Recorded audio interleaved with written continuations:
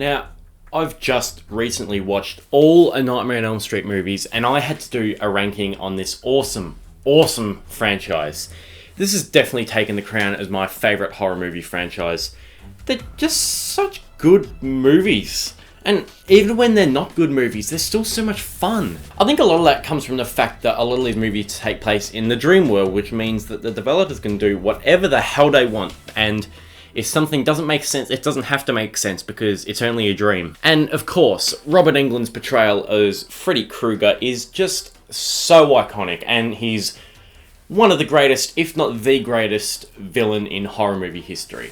Unlike Michael or Jason, Freddy actually has a personality, which makes him a lot more hateable as a character and a lot better as a villain, at least in my eyes. He's just a straight up dick, and he's by far the best part of the Nightmare franchise.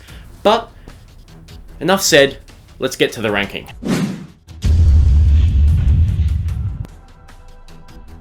So I may or may not surprise you with my number 9 pick. And at the bottom of the barrel is the 2003 Friday the 13th movie crossover, Freddy vs. Jason. I know that this movie has its fans, but to be honest, I am not one of them. In fact, I'm very far from one of these fans. I feel like the late 90s and early 2000s was just one of the worst times in horror history, since Scream came in and inspired every second director to make shitty slasher movies full of shitty teen characters. Unlike most other Nightmare movies, I hate the characters at FVJ. They're all so annoying to listen to, and honestly the actors weren't very good. Some of this dialogue in the movie sounds like a group of 15-year-olds wrote the script and got the actors to say them in the most monotone, unconvincing way ever. Freddy died by fire, Jason by water. How can we use that? Ugh. And it doesn't help that we're stuck with them for massive periods of time when nothing happens. Another thing about this movie that I absolutely hate is the frame drops. Holy shit, I hate it so much. Like, is the film trying to make me feel nauseous? And the way people fly through the air when they get hit is dumb too. I hate the way the late 90s and early 2000s tried to use CGI as well. The CG in this movie looks absolutely pathetic. However, I will mention some things that I did like about this movie. Well, I'll actually only mention one thing because there's only one thing I really do like. But that would be the scenes where Freddy vs. Jason just beat the shit out of each other. It gets nasty as hell and it was awesome. But they added the whole idea that Jason was afraid of water in these fight sequences. What? I'm not even going to bother with the amount of time that Jason has been seen in water because it literally happens hundreds of times throughout the Friday franchise. Anyway, I just found Freddy vs. Jason to just be a boring, obnoxious 2000s mess.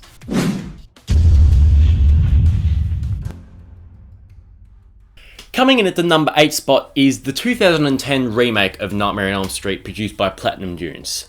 I actually don't hate this movie nearly as much as most other people do. I think it's a pretty decent movie and it's one that I'm happy to sit down and watch. Although this movie is highly unnecessary, I think it has a few things going for it. First of all, I love Jackie Earle Haley's performance as Freddy.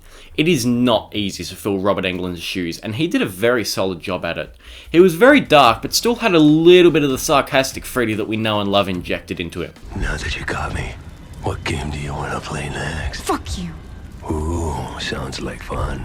Some people say that the quietness and the drawl of the characters is a turn-off of the movie, but I appreciate how much it tries to hit home how hard it is to stay awake for long periods of time. I also love the micro-sleep edition too, because it adds another potential threat using a real-life thing that does happen to people. I love the idea that Freddy might have been innocent too. I just wish they had the guts to follow through with it. That would have been an awesome twist. Making Freddy a kiddie fiddler may have been a little bit much for some, but it just added an extra layer of ick to him, and at least for me, I thought it made him more of a monster. Now, I didn't like some of the CGI recreations of the classic scenes, and I didn't like Nancy very much. However, I need to clear something up here. This is not supposed to be Nancy Thompson, okay? This is Nancy Holbrook, a completely different character. The name Nancy is essentially just paying homage to Nancy Thompson. It's because it's not, you can't say that she's, it's not the same situation as Jackie Earle Haley with Robert Englund.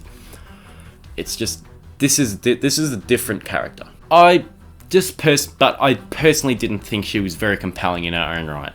I despise when people have a go at this movie because it's a remake. Like, who gives a shit? It's not as though it ruins the original or anything. The original movie is still there, so who cares? And now we're going to get on to the next pick on this list, which is, in my opinion, the objectively worst movie in the franchise.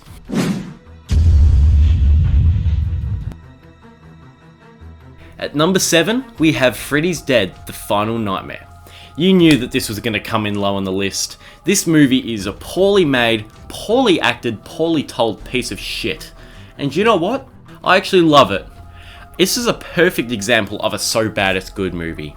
Although Dream Child had its fair share of comedic Freddy, Freddys Dead straight up turns Freddy into a Looney Tunes character, which has one very long lasting scene in which Freddy is gaming in a weird psychedelic trip TV and his glove becomes akin to an NES Power Glove. Did you catch what I say? If not, don't worry, because this movie throws in a bunch of other different shit too, with too much for me to mention. Also, another funny thing about Freddys Dead is that even though it doesn't make any sense, it's never boring. I could hardly keep my eyes off of this horrible movie, and that makes it an extremely fun watch. To sum this movie up, I think the fact that the title literally spoils the end of the movie should tell you everything that you need to know about this thing.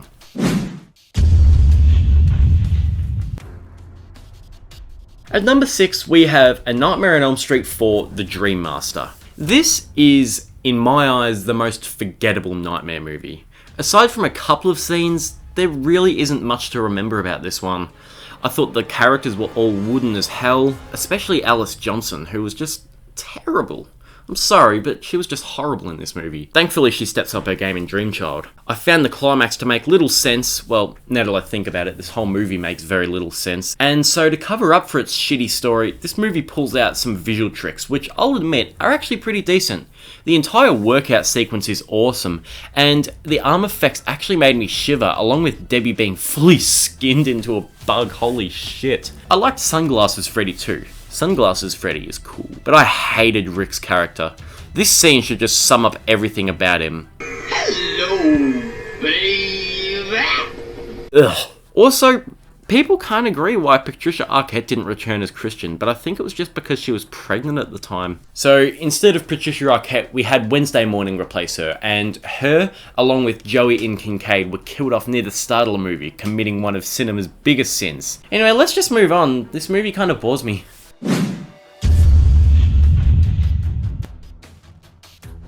Number 5, we have A Nightmare on Elm Street 5, The Dream Child. Yes, I actually put Dream Child above Dream Master. Why is that? Well, it's because I actually found this one to be simply more memorable and fun than Dream Master. The kills were all inventive, even if it was lacking in the number of them. The idea of Freddy being brought back into the real world through an unborn child's dreams is absolutely terrible. But it works in this case. And Lisa Wilcox's performance as Alice makes her seem like a new person. And it was nice that Alice's dad seemed to have an arc between Dream Master and Child. I thought that the weird visuals are more interesting than Dream Master's, especially the final sequence. Like, that is trippy as hell. The stuff with the Dream Child himself was terrible, especially when he tried to fight Freddy, but it was a fun enough time. Also, listen to Freddy here.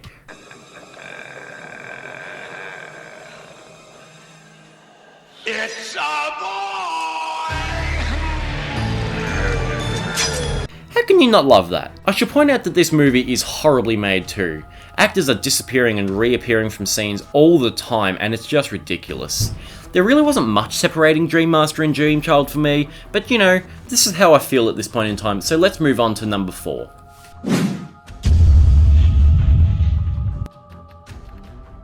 At number 4, we've got A Nightmare on Elm Street 2, Freddys Revenge. When I first saw this movie, I fucking hated it. I gave it 1.5 stars. But after careful reconsideration, I realised that there was a lot that I did like about this movie, and although I only bumped my rating up to 2 stars because it still isn't very good, I really respect it for what it is, and I really enjoy it for what it is too. This movie is known as being one of the gayest horror movies of all time, which is really entertaining to watch.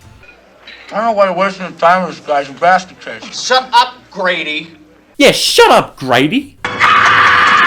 Alright, you stop screaming so much or I'll have to tell you to shut up too. However, what really made me love this movie is Freddy. I know I've talked about how much I love Freddy for all the other movies, but trust me, this is a different kettle of fish. Nightmare on Elm Street 2 Freddy is fucking scary. He has these creepy contacts over these eyes, goes on a murder spree where he racks up 7 gruesome kills in one scene, which is the most amount of kills that Freddy gets in any movie of the franchise, and he got all these done in one scene, and there is not a single joke to be found here. This movie was very boring in some parts, but I won't let that detract from the major high points of this movie, which I have very, very much come around to.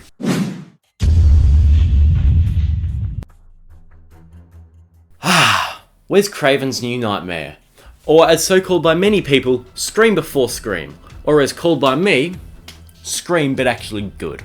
Anyway, this is a really solid entry in the franchise. This is the first movie in the Nightmare franchise that wasn't part of the original timeline. Instead, it follows the actors and producers of the Nightmare franchise as the 10th anniversary of the original film nears. But the problem with that is that Freddy comes into the real world and stalks Heather Langenkamp, Wes Craven, and the man, the myth, the legend himself, Robert Englund. The ingenious and meta idea makes for a pretty decent movie, which stays smart and self-referential for the whole time, but it never gets too smug or over the top, unlike Scream. The acting is admittedly a little wonky in sections, mostly with Miko Hughes as Dylan, who is a character that I absolutely love, but Miko Hughes was really young at the time, so I can't give him too much shit. And as much as he did the job just fine, Wes Craven was a little lackluster as an actor. But he's a director, not a professional actor, so again, I can cut him some slack. I found this to be the scariest movie in the Nightmare franchise as well.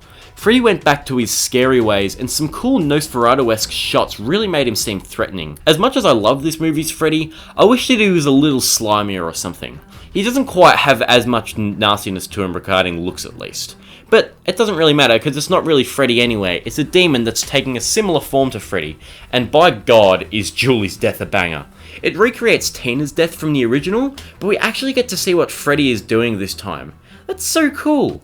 But now, let's get to the top 2, and let me just say, I had a bloody tough time picking between these two. And unlike most other ranking that I've watched recently, I might slightly surprise you with my positioning.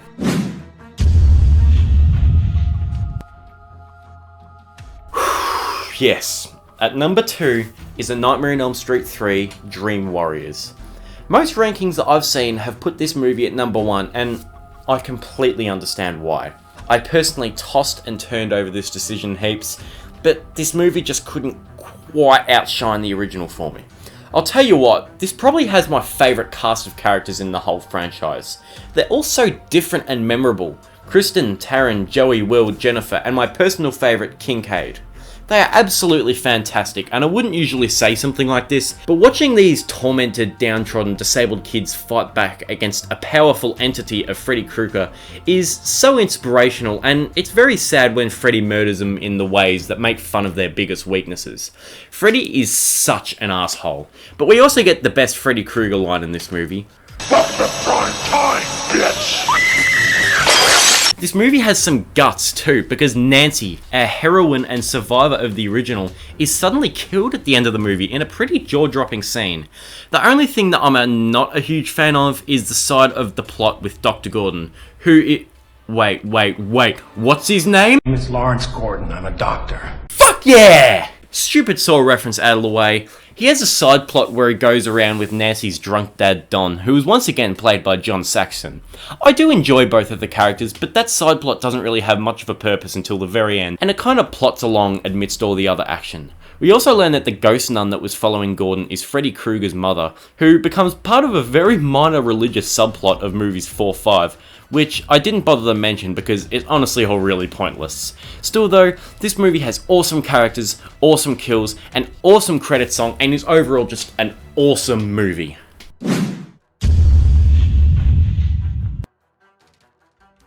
I know I might get some flack for this, but number 1 goes to the original Nightmare on Elm Street. It is just awesome.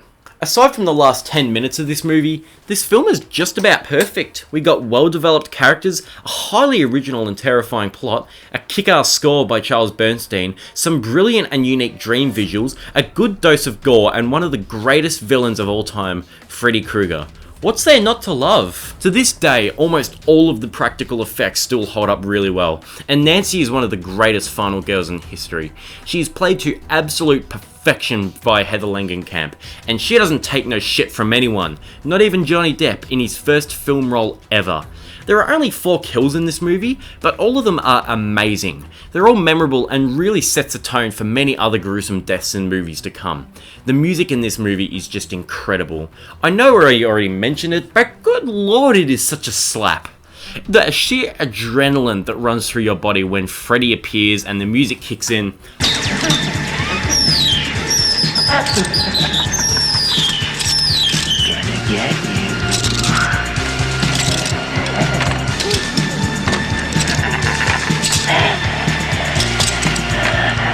Oh, you just can't beat it. Now, we all know that the ending is awful, but the rest of the movie is so good that it's quite insignificant to me. This movie is original, scary, gory, and is nothing short of a masterpiece. Sheesh, that was a long video. I hope you liked my ranking of this phenomenal franchise. I don't have many other ranking videos on the horizon, at least for a little while, but yeah, I'm not sure what I'm going to do next, but I'll see you later.